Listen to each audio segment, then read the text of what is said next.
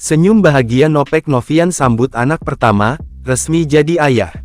Kabar bahagia tengah menyelimuti komika Nopek Novian. Pasalnya sang istri, Yulia Lorena baru saja melahirkan anak pertamanya pada Rabu tanggal 13 Maret tahun 2024. Buah hati mereka berjenis kelamin laki-laki. Diketahui, Nopek Novian menikahi Yulia Lorena pada tanggal 9 Oktober tahun 2023. Kabar ini diketahui dari unggahan Nopek Novian dalam unggahannya di Instagram. Dalam unggahannya, tampak Nopek menantikan proses persalinan sang istri. Dia begitu bahagia kala melihat putra pertamanya lahir ke dunia. Nopek Novian terlihat menghibur bayinya dengan memainkan tangannya.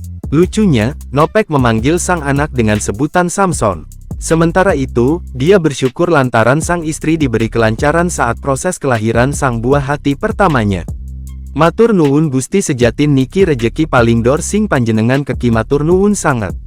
Selamat datang, Samson sang bayi kuat petarung kehidupan, sehat kuat selamat le, tulis Nopek Novian seperti dilansir dari tribunsolo.com, Kamis tanggal 14 Maret tahun 2024. Yulia Lorena memiliki profesinya sebagai jurnalis dan operator kamera di MNC Media. Yulia merupakan gadis sederhana kelahiran Blora pada 1998.